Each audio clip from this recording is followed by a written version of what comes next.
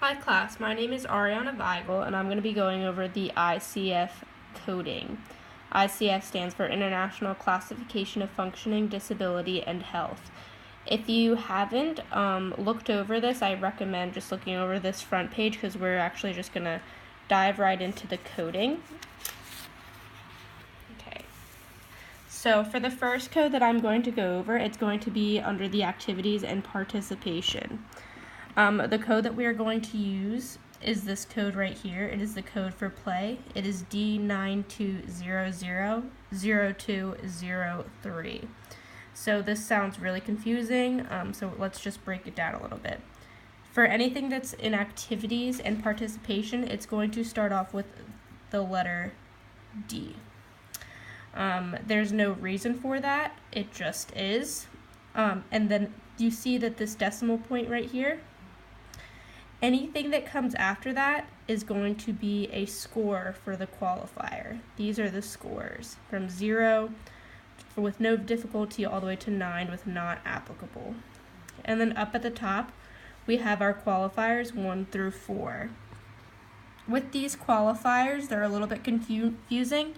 There is performance with assistance, capacity without assistance, capacity with assistance, and performance without assistance.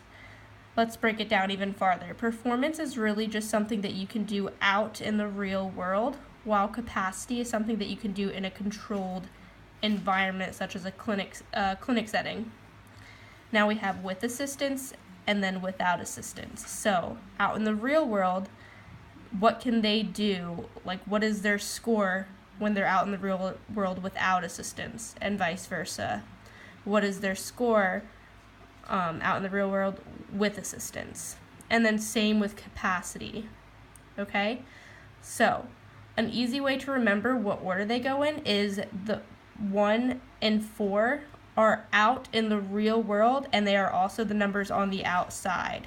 So we have this 0 and 3. Those are going to be the performance qualifiers because they are on the outside.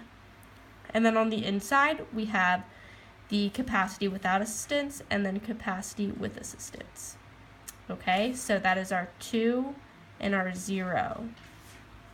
All right, when we look at this, we go, what does the 0 represent? We go here and it says no difficulty. So in this case, it would be there is no difficulty with play when there is assistance.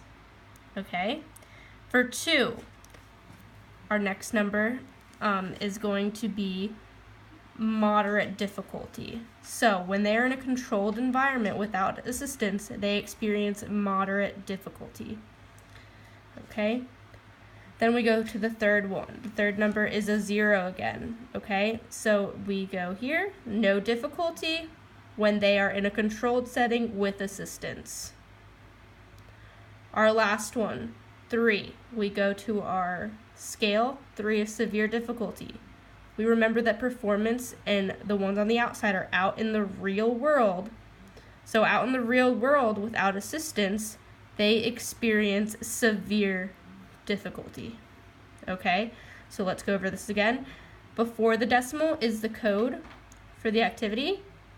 After the decimal point are the scoring qualifiers. The 2 on the outside are performance because they are out in the real world. The 2 on the inside are in a controlled, so inside, in a controlled setting. Okay, for our next one, we are going to go to body functions. For our code, we are going to be using sustaining attention. Okay, for body functions, it's a little easier to remember. It starts with B. Maybe you can remember B as in body. Okay, we have our code right here. We have another decimal point and a 2 after. What comes after the decimal point is the scoring for the qualifier again. So here, they experience moderate impairment when it comes to sustaining attention. All right, that one's not as bad as the first one. We're going to move on to the environmental factors. We're going to look at this first one right here, E310 plus 4. which is immediate family, okay? C, this is another easy one. You can see that the E stands for environmental factors. Now we have over here, you can see that there's a decimal point and then there's a plus sign. The plus sign is for the facilitator. So something, say, we'll use immediate family. They can be facilitators because maybe they help you out and give it in some given situations. A period would be a barrier. So maybe let's say your parents aren't very involved in your life, so you don't have a lot of, like, I guess, immediate family that you're actually close to. That could be a barrier because maybe you don't have as big of a support system. Okay, so if you see, again, a decimal point, that means it's a barrier, plus sign, it is a facilitator. Okay, so we go here, we see a +4, so we go down. That is a complete facilitator, so that is pretty good. So that means that their immediate family, complete facilitator. Okay, let's go to our next code over here, financial assets, E1650.2.